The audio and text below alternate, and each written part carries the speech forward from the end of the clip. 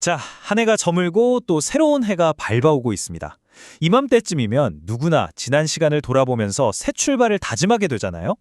오늘은 바로 그때, 그 전환의 순간에 우리에게 정말 도움이 될 만한 하나의 생각의 틀, 은혜와 소망이라는 프레임워크에 대해 한번 깊이 들어가 보려고 합니다.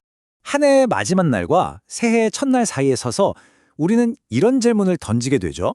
어떻게 해야 지나간 시간들을 잘 정리하고 진짜 새로운 페이지를 넘길 수 있을까? 이건 아마 우리 모두의 공통될 고민일 거예요. 맞아요. 이 시기는 참 감정이 복잡 미묘하죠. 좋았던 기억에 대한 향수도 있지만, 그때 좀 더 잘할 걸 하는 후회도 있고요. 또 새로운 시작에 대한 희망이 부풀어 오르다가도 과연 잘 해낼 수 있을까 하는 불안감이 스물스물 올라오기도 하니까요. 그래서 오늘은요, 이 복잡한 감정의 소용돌이 속에서 길을 잃지 않도록 도와줄 아주 체계적인 방법을 하나 소개해 드릴까 합니다.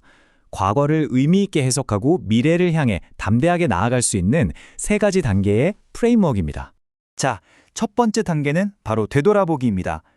지나간 한 해를 어떻게 바라봐야 할까요? 여기서 핵심은요, 그냥 있었던 일들을 쭉 나열하는 게 아니라는 겁니다. 전혀 다른 관점이 필요해요. 바로 이겁니다. 중요한 것은 사건이 아니라 해석이다. 똑같은 일을 겪어도 그걸 어떻게 받아들이고 해석하느냐에 따라서 그 경험의 의미가 완전히 달라진다는 거죠.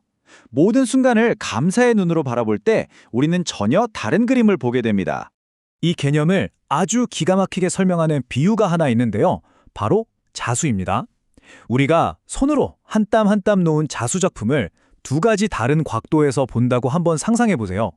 먼저 자수의 뒷면, 그러니까 아래에서 보면 어떨까요?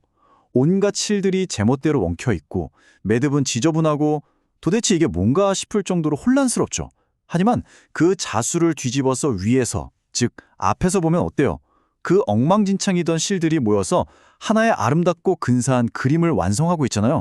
바로 이겁니다. 우리 인생에서 겪는 힘든 순간, 실패, 고난들이 바로 그 엉킨 실타래 같은 거예요. 당장은 너무 고통스럽고 무의미해 보이지만 더 큰 관점에서 보면 그 순간들조차 우리 삶이라는 아름다운 그림을 만드는데 꼭 필요한 부분이라는 거죠. 그래서 과거를 제대로 소화한다는 건 후회라는 감정에 발목 잡혀 있는 게 아니라 그 모든 경험을 감사함으로 해석하고 배움의 기회로 삼는 거예요. 내 삶의 모든 조각들이 결국 하나의 작품을 만들고 있었다는 걸 깨달을 때 우리는 비로소 과거로부터 자유로워져서 앞으로 나아갈 힘을 얻게 됩니다. 자, 이렇게 과거를 은혜롭게 정리했다면 이제 앞으로 나아가야겠죠? 두 번째 단계는 바로 미지의 새해를 마주하는 우리의 자세에 대한 이야기입니다. 새해로 들어서는 우리의 모습을 공중근에 타는 고개사에 비유하는데요. 이게 정말 탁월한 비유예요. 내가 지금껏 꽉 붙잡고 있던 익숙한 그네를 놓고 저편에서 다가올 다른 그네를 잡기 위해 허공으로 몸을 날려야 하는 그 순간 말입니다. 공중근의 고개가 성공하려면 가장 중요한 비밀이 뭔지 아세요? 바로 놓는 것입니다. 그네를 타는 사람, 즉 플라이어는 자기가 잡고 있는 발을 완전히 놓아야만 해요. 그리고 저편에서 나를 잡아줄 사람, 캐쳐를 향해 팔을 뻗대 내가 그를 잡으려고 애쓰는 게 아니라 그가 나를 잡아줄 것을 온전히 믿고 기다려야 한다는 거죠. 영성 작가인 헨리 나우엔이 이 경험을 하면서 이런 말을 남겼죠. 내가 캐쳐를 잡으려고 해서는 안 된다. 통제를 포기하고 신뢰 속에서 기다리는 것. 이게 바로 핵심입니다. 우리가 한 해를 보내고 새해를 맞는 순간이 바로 이 공중근해의 한가운데에 떠 있는 것과 같아요. 지난해의 성공이든 실패든 내가 꽉 쥐고 있던 것들을 과감히 놓아버리고 앞으로 다가올 시간과 가능성을 신뢰하며 몸을 맡기는 거죠. 그럴 때 비로소 우리는 새로운 기회를 잡을 수 있습니다. 자, 이제 마지막 세 번째 단계입니다.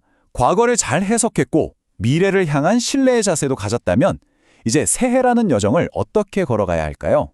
세상은 우리에게 끊임없이 속도를 요구하죠. 얼마나 빨리 가느냐, 얼마나 빨리 성취하느냐. 하지만 이 프레임워크는 전혀 다른 질문을 던집니다. 속도가 아니라 네가 지금 가고 있는 그 방향이 과연 의미 있는 방향이냐고요.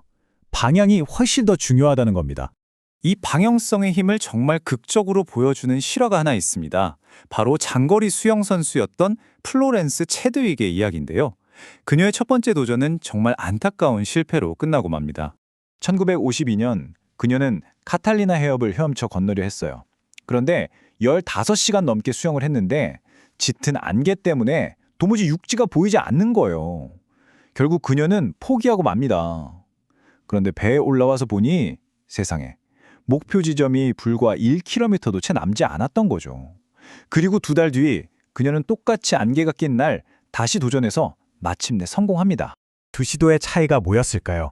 체드윅은 이렇게 말했습니다. 이번에는 안개가 똑같이 꼈지만 저는 제 마음속에 해안선의 이미지를 계속 그리고 있었습니다. 즉, 눈에는 보이지 않아도 마음속의 목표, 그 방향을 놓치지 않았다는 거죠. 바로 이겁니다. 우리 삶에도 안개가 낄 때가 있잖아요. 한 치 앞도 보이지 않고 내가 지금 뭘 하고 있나 의심이 들 때 말이죠. 그럴 때 우리를 끝까지 가게 하는 힘은 바로 마음속에 품고 있는 명확한 목표, 내가 왜 이 길을 가야 하는지에 대한 뚜렷한 이유입니다. 그게 바로 우리의 엔진이 되어주는 거죠. 자, 오늘 이야기 정리해 볼까요? 새해를 맞이하는 우리를 위한 프레임워크. 첫째, 과거를 돌아볼 땐 사건 자체가 아니라 그 의미를 감사함으로 재해석하고요. 둘째, 미래를 향해 나아갈 땐 두려움으로 통제하려 하기보다 신뢰로 몸을 맡기세요.